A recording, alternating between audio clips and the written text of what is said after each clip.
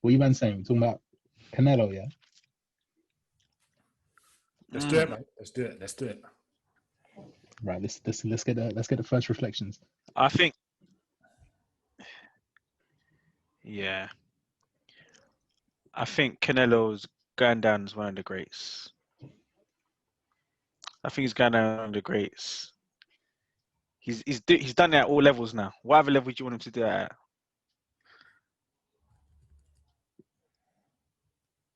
Do you know what I mean? Yeah. I thought Kovalev was the. I thought the Kovalev fight was the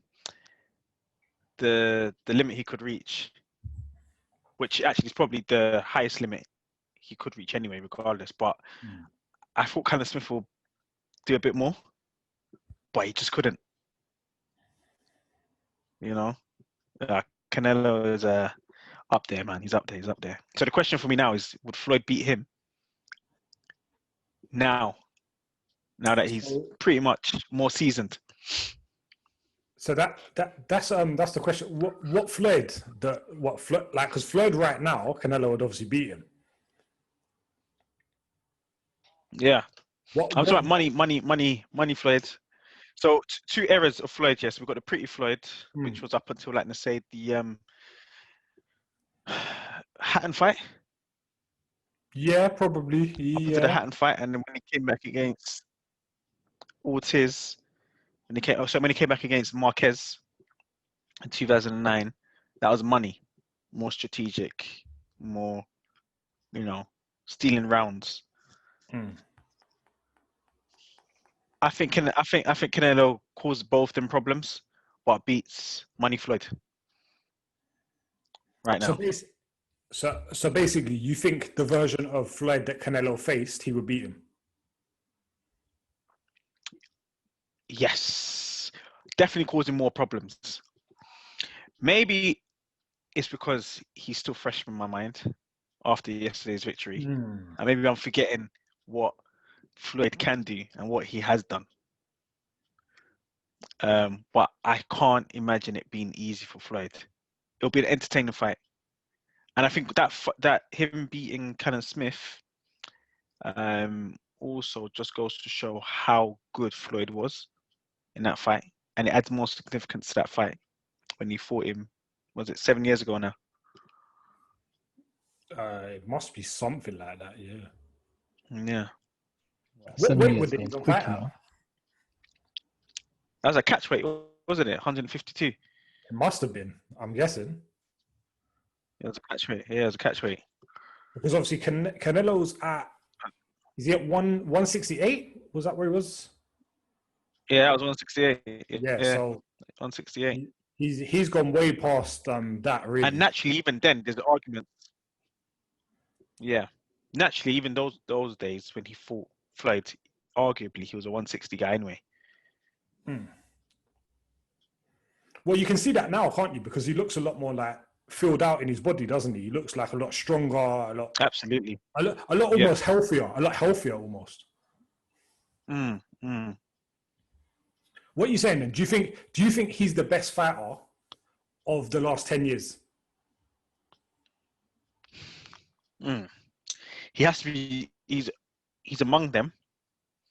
If he's the best, you're always going to find a debate there. But there's a strong argument to say that he is. His resume is deep and is broad. He's got bodies. He's got 4-weight world champion. Cotto. He's got Kovalev, Shane Mosley. Who else has he got? Jacobs. Triple G. Yeah, Lara. He's got numbers, man. Yeah. Lara. Wait, he drew against Lara, no? No, he beat him, I think. He beat him. Let's check that. Are you checking it, yeah? That. Yeah, let me quickly check that. I'm pretty sure he beat him. I think the only draw he has is the first Triple G fight.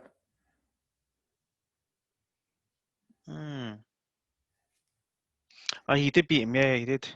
It was a tough fight. It was one of his toughest fights, but yeah, Yeah, but yeah, I think if you say last 10 years, I think I'm prepared to stick my neck out and say he's probably the best fighter of the last 10 years, 10 years. So considering that's what? since 2010. Yeah. So Because Yeah. Sport Bible did that last year. At the end of this time last year, they done the top 10 fighters of the last decade, and Alvarez is number one. he was number one last year. He was number one last year. Well, yeah, I don't really think anything happened in the last year that would change that. His decade record is 23-1-1 Hmm. in the last decade. Mm. And he's won all of his world titles in the last 10 years, I'm guessing, right? I think so as well, yeah. Well, he must have, yeah. Number 2 is John Jones from the UFC, so we'll skip past that. And then number 3 is Pacquiao, and number 4 is Mayweather. I guess they're basing this on record because Pacquiao's record was 12-4, Mayweather's was 10-0.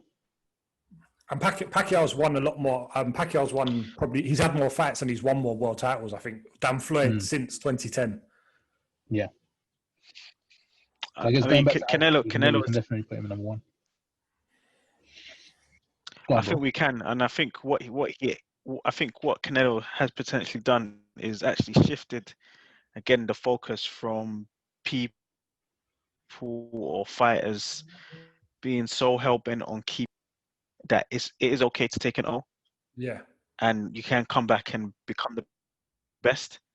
Because Floyd messed it up for many fighters. Everybody's concerned about keeping their now that perfect record. But Canelo's shifting that culture. Yeah. And it's what they said as well. It's fighting the best because, in the whole run-up and afterwards, it was like, why are you fighting Callum Smith? And he said, because he thinks he was the best at the weight. And he was like, he's the champion, so he wanted the belts. And I think that's the thing, really, isn't it? That it's back to what you were saying. Like, nowadays, it's ridiculous how fighters want to defend this undefeated record. Where it's like, the vast majority of top fighters are fighting like twice a year. So you're going to have like quite a long career to have a respectable record and be undefeated. Yeah.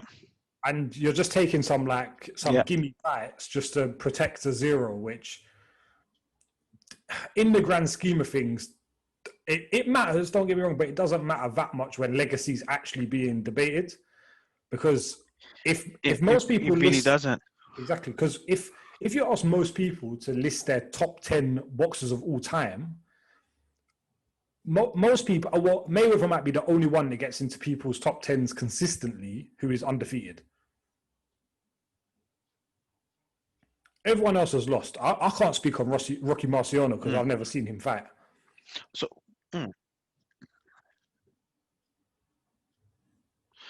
do you think it's a case of fighters now trying to move away from the whole Mayweather model of marketing themselves and actually focus on becoming an improved fighter? Because let's put it this way, Canelo, we don't really know much about Canelo apart from him being a great a good boxer. We don't know what he's into.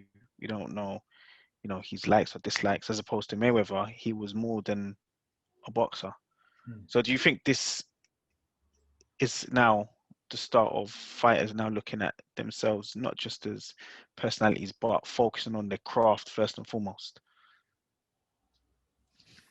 It's an interesting question, actually. I think it's probably now that fighters have realized that they have to do one in order to maximize the other and to almost be allowed to do the other, if you know what I mean. Because there were I think there were some fighters, definitely some come to mind, that tried to do the sort of the Mayweather thing without having earned the stripes. So I think now you're probably seeing that. And I think now you're seeing a little bit more risk creep into matchmaking as well. Yeah. I think a little bit, like it's probably not as much as most people would like, but you're seeing a little bit more risk enter into matchmaking. On that question, I don't think there's a shift towards I don't think there's like a significant shift towards boxers just sticking to the craft, because I think it's always been the case that there will be some that are naturally showboats and some that aren't. But what I do think is a really good point, yeah, which is Dan, what you raised, this boxing's changed in the sense that you kind of have to do the media and the character thing to try and build a name and to try and build a buzz. So I think we see a lot more access to fighters, but I think it's always going to be the same, that some are the natural Mayweathers. Yeah. I think it's a good point. I think also what we need to take in consideration with Canelo is that he's coming from a country that is united, who are huge boxing fans, and they support their own regardless of who they are, as opposed to the American fan base. They are very fragmented on who they support. They pick and choose. I think the UK is similar to Mexican fans. We do get behind our own, only if we feel like they're the darling of the nation, like Anthony Joshua. But let's say, for example, Lennox Lewis didn't get that same clout that Anthony Joshua's got. Why is that? He wasn't built like that. He wasn't seen as that poster boy that Anthony Joshua is. So I think I think where that fighter is coming from plays a huge influence on the model that they take in terms of like how they approach the world of boxing. I think the other thing as well, just to say again. Oh, sorry. Yeah. No, go through, bro. Go through. I was going to say, I think the other thing to remember as well is that on the Canelo thing, I think is key. What you said is I don't know anything about Canelo really. The most personal thing that I think I know about him is that they show his mom at most of his fights. And that's really the only thing that sort of sticks out to me. There's sort of even a bit she's got ginger hair, right? Sorry? Has she got ginger hair? Is that? Yeah, it's like reddish. Yeah, something like that. Yeah. So that's really all we know. Whereas Floyd, he was more prepared to sort of be the villain. And that's what a lot of people bought into, that sort of villain element. And, there was a point that I think he said it before, that people were paying in the hope of seeing him lose, is what sort of made him this sort of pay-per-view star. Whereas I think boxers now have started to realize that that's not the best model for most of them, because most of them haven't got the skills to back it up. If you're going to be that villain, you need to be able to back it up. Exhibit A is Adrian Broner. Yeah, because for example, a guy like Broner, like Broner tried to do this villain thing, but it was always seen as a bit jokey. And where Broner was actually a bit naturally quite funny anyway, I think he endeared himself to people anyway. This guy put his leg up, Trust me, man, I got comfortable. But that villain thing can only work when you're coming from a nation where it's like there's divisions, there's deep dividing divisions between Do you think different cultures. Yeah, because I can't see that happening in a place like Cuba. But like Klitschko was seen as like a villain. Do you not think Klitschko was kind of seen as a villain? What, by people outside Europe? But like generally, like he seemed to be like, I don't know at the time. I'm not gonna lie, I wasn't as into boxing at that point and as deep into it, but he seemed to be like this dark cloud over heavyweight boxing. Yeah. That he was like this fighter who was pretty boring. He would always manage the fights very carefully. He was good, and that was the other problem. Yeah, I think because he was so dominant, and it was post the 90s era where we had the Holyfields, Lewis, and Tysons. So he signified an era whereby boxing had gone into a decline, and it was just unilaterally dominated by the Klitschkos, and people didn't like that. They wanted competition. Bro, part of that might have been propaganda as well, fam. Just anti-communism propaganda, fam. Boy. Yeah. But sorry, Samson, go on.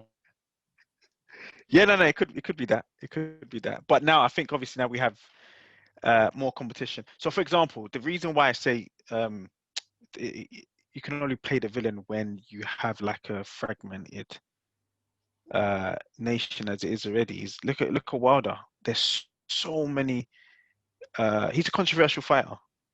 He's controversial. Mike Tyson, controversial. You know, all of the controversial fighters are coming from America because there's people who love to hate them. You know what I mean? So, for example, Anthony Joshua moving like a bad man, it's not going to work for him. It won't work. It just won't. It will get people probably like us supporting him, but mainstream are not going to pick him up. Who tried to play the bad man in British boxing? The closest person I can think is probably the Dark Destroyer, Nigel Benn, or what's that other brother's name again? Oh no, someone. Yeah, or even in that dark period, you had guys like not at a high level, but guys like Chisora, right? He's yeah, or Dylan White, in fact. Dylan White, yeah, that's a good one. Yeah. You know, but Dylan White, he took time again to build himself up. Because remember, before during the AJ fight, he still had that you know, your AJ's nemesis. Do you know what I mean? But he slowly built himself up, and he's slowly just about get momentum. But he's still not a poster boy. You know, I think the main that's thing why he probably couldn't even get the fight against Wilder. Yeah. I think the other thing with the villain thing as well is we've gone into like a totally different conversation here as well. But you see, like with the villain thing is you need a dance partner to play the hero as well. And you know, Mayweather, whether by accident or whether by design, constantly he was put up against guys who were almost seen as more fan favorites.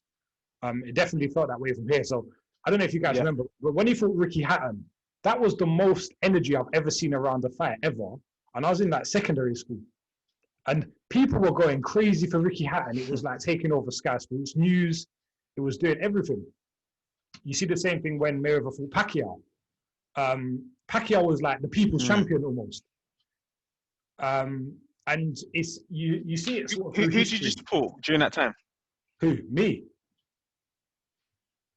Yeah. Mayweather Hatton. But I wasn't deep enough into boxing, bro. Okay, fair enough. All I knew it was a fight was happening. I didn't know, so I didn't even know much about. The first time I heard of Ricky Hatton is when he was fighting Mayweather. Right. And the first time I heard of Mayweather is when he was fighting Ricky Hatton. Right. Yeah, first time I heard of Mayweather was when he fought De La Hoya 6 months before. Yes, that's the thing. I was like 15 them times. 50, wow. Trust me. How old was I? I was about 16. I was in school, bro. I remember I was in school. I remember it vividly. I do remember that nationalism around Ricky Hatton. Bro, it was crazy. I do remember. Yeah. That. And just for that reason alone, I supported Hatton. I was like, yeah, he's one of our own. Yeah, I mean, for example, look at Manuel Marquez. He wasn't the best boxer in the world. If anything, he was a top-class boxer. He wasn't world-class. Do you know what I mean? But he still had a country behind him. You know, they get behind their man, like regardless of who they are. They get behind, and it's easy to market Mexican fighters than it is to market like if you're American. American's the hardest because they produce the most fighters, isn't it? They produce the most fighters. And you see over here, and the other thing is as well, boxing fans, almost more than any other sport, I think, are extremely fickle. So they'll drop you in an instant. Like one day they'll be your biggest fan, the next day they'll drop you in an instant if you do something wrong. Again, Andy Ruiz. Precisely. And think about in this country, I can think back just in my mind of all the people that have been like the darling of British boxing. And they get dropped for one reason or another, whether it's through retirement or whether it's through a defeat. You know, so you had Prince Nazim, he was the darling at one point. Ricky Hatton was the darling at one point. Joe Calzaghe was the darling at one point. Lennox Lewis, right at the end of his career, he finally became the darling of British boxing. Then you had David Haye, who was the darling of British boxing. But yeah, crazy as it sounds, even probably at one point, Mike Tyson was probably the darling of British boxing. Yeah, when he went Brixton, when he came Brixton. Exactly. And I think that's the thing with the Canelo thing is what you're saying. Yeah, he has Mexico all behind him, and Mexico have got there's a few other top fighters that they've got out there at the moment. But I think that's the thing as well. It's a country where one of their main sports is boxing, so they ride with him heavy. Yeah, I mean, a question to ask as well is like, when was the last time America backed one of their fighters without them having to market themselves? Yeah, there's been no boxer probably since Muhammad Ali, and only Muhammad Ali because of what he done. They've never backed an American. No, the American nation has never backed their fighter like throughout their whole career. It's only based on their controversy. Yeah, and Ali was mainly backed for probably as much as it was for inside the ring, it was for outside the ring as well. And they gave him his flowers after. Exactly. Not during. Yeah. Well, it's very, very late actually. His late in his career. Yeah, late in his career. Yeah. Yeah, his greatness. Yeah, his greatness was seen almost in retrospect. Yeah. You know. So. Yeah. I don't know what we're concluding, but I guess maybe the approach you take to boxing depends on where you're coming from and the situation of your country. Yeah. But having said that, to answer your question, I feel like definitely Canelo is probably one of the best fighters in the last 10 years. It's mad how that's where it started, isn't it? This conversation. Yeah. Well, I think the thing we can draw from it is this year that realistically, Canelo he's managed to maintain as the main name in boxing for a good few years now. And he seems to be pretty well supported. I know there was some nonsense for some people yesterday talking absolute garbage about him, which I'm not really going to go into, but that I think that's the thing that you can probably take from it as well, that even though all these other fighters who are great fighters and did things, they weren't all that always universally loved, where it seems like he is pretty well supported. Yeah. And also, he's the biggest name in boxing, isn't he? So, you know. Mm-hmm. He is. Hey, Errol Spencer's trying to call him out as well now. It's a money thing right now, isn't it? Yeah. The Spence thing is He's this. The guy now, isn't it? Yeah, the Spence thing is people have drawn the comparison with the Mikey Garcia fight when he fought Errol Spence. And it's a good comparison, I think, because Spence could go all the way up in weight and it's a good payday. But also, Spence loses nothing by losing that fight. If Spence loses to Canelo, he went up however many weight divisions and fought the best guy and he lost. He's a brave guy. Like, he doesn't lose anything by doing that. And Spencer said that he wants to go up in weight eventually anyway. So. Yeah. No, that's a good point. I'm just looking at the other topic we wanted to discuss. I'm just wondering if it's worth doing it in the next episode. Yeah, I think in the next one. Fights we want to see 2020. Yeah. Yeah. So we end it on this one and then. Yeah, definitely. Well, cool, man. That's our conclusion on Canelo.